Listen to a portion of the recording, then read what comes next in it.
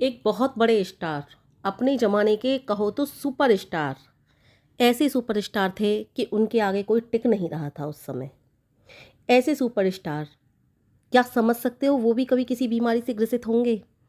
और जिस समय वो इस बीमारी से ग्रसित थे, शायद उन्होंने भी नहीं सोचा था कि मैं इतना बड़ा सुपर स्टार बन जाऊंगा। मैं बात कर रही हूँ सुपर स्टार गोविंदा की। सुपर स्टार गोविंदा जी, जो अपन जिनको घर में उनके में गोविंद के नाम से जानते हैं, और उनके लिए वैसे भी उनका असली नाम गोविंद ही है। गोविंदा तो उनके लिए, हम लोगों को गोविंदा कहते हैं, तो उनको भी वो नाम अब गोविंदा ही भा गया।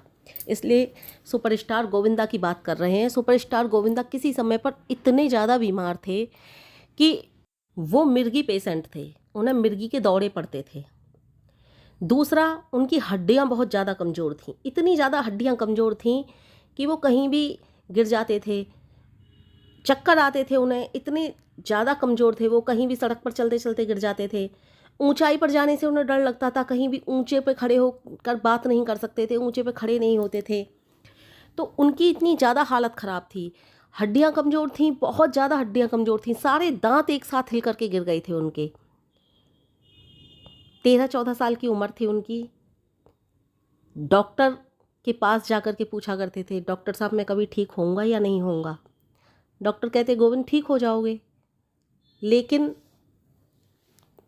बताते हैं ना, समय के साथ जब तक कुछ दिन की बीमारी होती है तो लोग भी साथ दे देते हैं, लेकिन ज़्यादा दिन की बीमारी होती है ना तो अपने भी साथ छोड़ दिया करते हैं।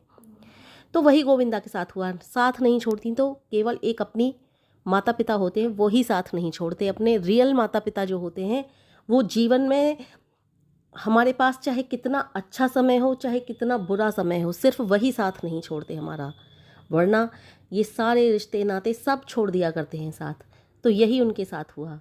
उनकी माताजी थीं, तो उनकी माताजी को विश्वास था कि गोविंद ठीक हो जाएगा, किसी भी तरह से ठीक हो जाएगा ये। तो उनको किसी ने बताया होगा, गायत्री उपासक ने, या फिर जो भी गायत्री मंत्र के जाप करते हैं उनको किसी ने भी बताया होगा। तो वो जा कर के एक माला और एक आसन लेकर के आईं और गोविंदा से कहा, गोविंद अब तुम 14 साल के हो गए हो, इसलिए 14 से 21 से 24 लाख तक गायत्री मंत्र के जाप किया करो। गोविंद ने वही किया और खुद गोविंदा जी बताते हैं कि आज मैं बिल्कुल स्वस्थ हूँ। थोड़ी छोटी मोटी बीमारियां तो लगती रहती हैं। देखिए, यदि मैं चाहती तो मैं गोविंदा का जो वाक्य है पूरा उनके खुद के मुंह से बोला हुआ वाक्य है, जितनी भी पूरी स्टोरी सुनाई मैंने खुद के उनके मुंह से बोली हुई है। मैं चाहती तो मैं इसमें भी यूट्यूब पर भी डाल देती, अपने चैनल पर डाल देती, लेकिन यूट्यूब के कुछ रूल होते हैं, नियम होते हैं, कॉपीराइट वगैरह आ जाता है, इसलिए मैंने नहीं डाली। आप चाहें तो वो यूट्यूब पर जा कर के गोविंदा की देख सकते हो। खुद गोविंदा ने बोला है कि गोविंदा मिर्गी पेशेंट थे, कैसे ठीक हुए, या किसी भी तरह से आप बोल सकते हो गोविंदा ने किए गायत्री मंत्र की जाप। इस तरह से आप कुछ भी बोल करके करोगे तो यूट्यूब अपने आप आपके सामने ला देगा। तो मैंने जब ये स्टोरी सुनी, देखी, तो मैंने सोचा आप लोगों के लिए मुझे बताना चाहिए कि इतने बड़े सुपरस्टार को भी किसी समय पर गायत्री मंत्र पर यकीन था। किसी समय पर क्या, वो तो आज भी कहते हैं कि मैं गायत्री मंत्र ने ही ठीक किया हूँ और मैं ठीक हो गया। तो उनके मुकाबले कोई उस समय सुपरस्टार नहीं था। और सुपरस्टार की तो बात ही छोड़ दो, एक बार मैं कोई देख रही थी, पता नहीं कोई गाने का प्रोग्राम था, तो मैं उस गाने के प्रोग्राम को देख रही थी। वहाँ पर शक्ति कपूर जी आई थे। शक्ति कपूर जी ने गोविंदा जी के साथ काफ़ी काम किया है, बहुत ज़्यादा काम किया है।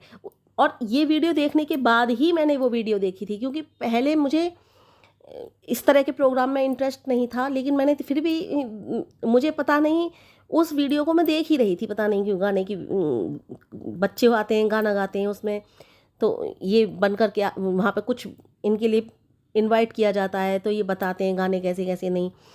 तो शक्ति कपूर जी आए हुए थे, वो बता रहे थे इतने टैलेंटेड थे ये अपने ज़माने में कि ये न जाने कितने सारे काम एक साथ करते थे। यहाँ तक कि जो डायरेक्टर का काम होता था ना, कई बार वो काम भी गोविंदा जी ही करते थे। कई बार बताते थे इस काम को ऐसे नहीं करके ऐसे कर लो, और न जाने कहाँ से, मतलब अपने आप ही स्टोरी में बदलाव ले आते थे, अपने आप ही स्टोरी में बदलाव, कि नहीं ये स्टोरी में ये बदलाव होगा तो ज़्यादा अच्छा होगा। और इनकी फिल्में उस समय पे बहुत हिट हुआ करती थी। आप सबको जो भी थोड़े से ज़माने के जो भी लोग होंगे उन्होंने तो गोविंदा जी को देखा ही होगा और उनकी फ़िल्मों को देखा होगा, कितने ज़्यादा हिट थे उस समय पर वो। उनके आस-पास तो क्या कोई उस समय पर इनका मुकाबले में हीरो नहीं था उस समय, जिस समय थे ये, उस समय के सुपरस्टार थे ये।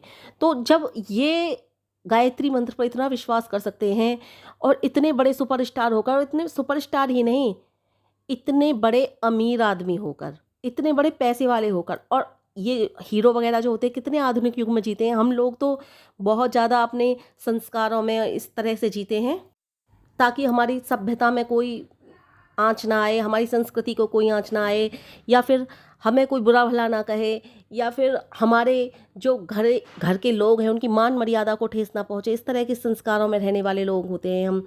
अपने जो हमारे घर के जो नियम कायदे कानून होते हैं उनके ही अनुसार चलते हैं। लेकिन ये लोग तो इतने बड़े होते हैं, इनको तो बड़े क्या, इन लोगों को तो किसी तरह का कोई बंदिश ही नहीं होती। चाहे बहुत से तो हीरो हीरोइन ऐसे होते हैं जो भगवान को मानते ही नहीं।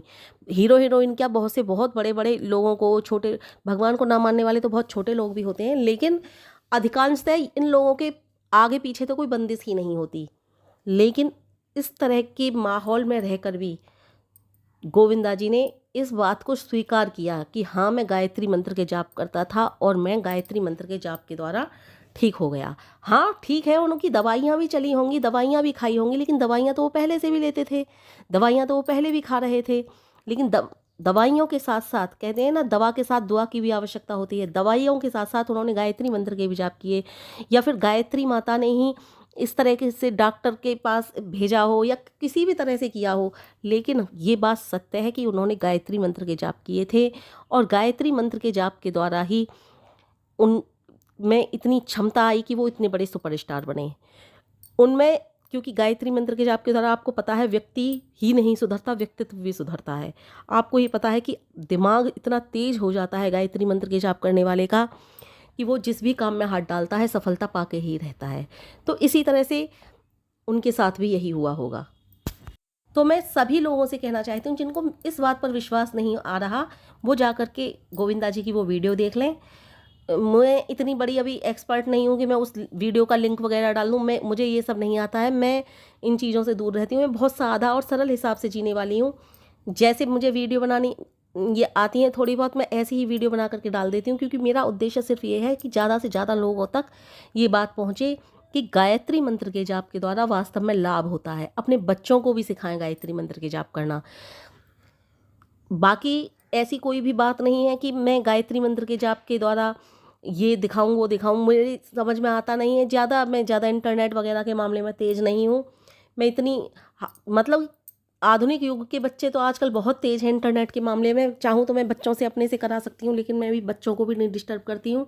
इसलिए कहते हैं ना कि मैंने नीचे लिंक डाल दिया है, वीडियो देख लेना, तो मैं ऐसा नहीं कर सकती क्योंकि मुझे आता ही नहीं है वो। तो आप जा कर के खुद यूट्यूब पर जा कर के वो वीडियो देख सकते हैं। तो मैं सभी से कहना चाहती हूँ कि अपने बच्चों को गायत्री मंत्र के जाप के लिए प्रेरित करो, खुद भी गायत्री मंत्र के जाप करो। आपके बच्चों के पास ज़्यादा टाइम नहीं है, पढ़ते हैं लिखते हैं, 10 मिनट 15 मिनट अवश्य करो, लाभ होगा, सभी के लिए लाभ होगा।